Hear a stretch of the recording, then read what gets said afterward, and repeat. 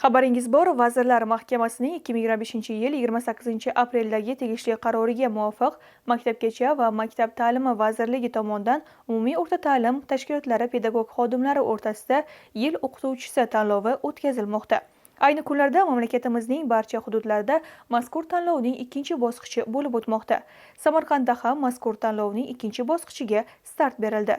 Viloyatimizning Bulung'ur, Ishtixon, Pastdarg'om tumanlari hamda Samarqand va Kattaqo'rg'on shaharlarida alohida reja asosida bellashuvlar o'tkazilmoqda. Hozirgi lavhamizda Samarqand shahridagi 81-umumta'lim maktabida o'tkazilgan tanlov jarayonlari haqida so'z boradi. Ma'lumot uchun tanlovning birinchi bosqich sinovlari 2025-yil avgust-dekabr oylarida o'tkazilgan bo'lib, pedagoglar attestatsiyasi malaka sinovlari natijalariga integratsiya qilingan holda tashkil etilgan hamda unda respublikamiz bo'yicha 46703 nafar pedagog ishtirok etgan. Tanlov nizomiga ko'ra, birinchi bosqichda har bir tuman va shahardan ballar ketma-ketlikka qat'iy rioya etgan holda eng yuqori ball to'plagan 3 nafardan nomzod jami 624 nafar pedagog tanlovning ikkinchi bosqichiga o'tkazilgan. Tanlov nizomiga ko'ra, birinchi bosqichda viloyatimizning 16 ta hududida o'tkazilgan attestatsiya natijalari asosida har bir tumanda eng yuqori ball to'plagan 3 nafar jami 48 nafar pedagog ikkinchi bosqichga yo'llanmani qo'lga kiritgan. Birinchi bosqichda respublikamiz bo'yicha umumta'lim maktablarida faoliyat yurituvchi o'qituvchilar malaka toifa test sinovlarida ishtirok etib va 208 ta tuman shahardan eng yuqori ballarni to'plagan 3 nafardan pedagoglarimiz ikkinchi bosqichga yetib kelishdi. Mazkur ikkinchi bosqichda 5 nafar hakamlar hay'ati a'zolari tomonidan hamda pedagoglar jamoasi tomonidan o'qituvchilarimizga o'tgan darsi uchun tegishli tartibda baholash mezonlari asosida ball qo'yiladi va o'qituvchilarimizning o'tgan darslari maxsus platformaga joylashtirilgan holatda pedagoglar jamoasi tomonidan, aynan tuman pedagoglar jamoasi tomonidan ularning o'tgan darslariga baho qo'yiladi. Shuningdek, mazkur tanlovning 3-bosqichi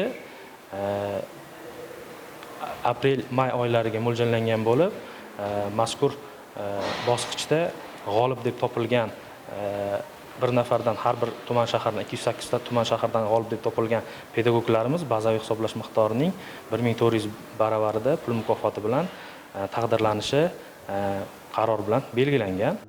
Tanlovning birinchi kunida Toyloq tumani o'qituvchilari kimyo va tarix fanlaridan 45 daqiqa davomida o'quvchilarga dars o'tishdi. E'tiborli jihati dars mavzulari yopiq konvert orqali taqdim etildi.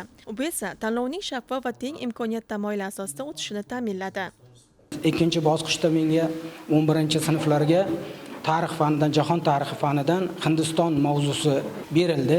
Hindiston mavzusi berilgan paytda men endi o'quvchilarga o'sha Hindiston mavzusi bo'yicha to'liq ma'lumot yetkazib berishga harakat qilishim kerak va shu bilan birgalikda Hindistondagi tarixiy shaxslar, ulardagi bosh vazirlari bo'lgan Narasimha Rao davri, Atal Bihari Vajpayee davri, Manmohan Singh haqida ham ma'lumotlarni berib, o'quvchilarga Hindistonning iqtisodiy taraqqiyoti qanday ekanligini, qanaqa shaklda ularda muammolar bor ekanligini, muammolarni yechish bo'yicha ularda nima yechimlar bo'layotganligini, ular bilan qanday ish olib borayotganligi, bularni bolalarga yetkazib berish, muammoli savol bergan paytda o'shalarga o'quvchilar to'lig'icha javob berishga erishishim mening maqsadim bugungi darsdan. Bu bosqichda o'qituvchilarimizning asosan o'sha dars o'tishdagi mahoratlari, ularning yangi pedagogik texnologiyalariga yondashuvi, aktiv texnologiyalardan foydalanishi hamda o'quvchilarni mana shu darsga jalb qila olish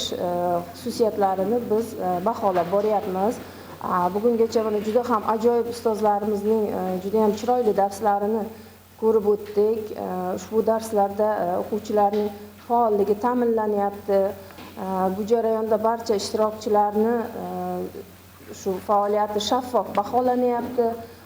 Tanlov 3 bosqichdan iborat bo'lib, ikkinchi bosqich yakunlariga ko'ra har bir tuman va shahardan eng yuqori ball to'plagan 2 nafar nomzod tanlovning 3-bosqichida ishtirok etish uchun tavsiya etiladi.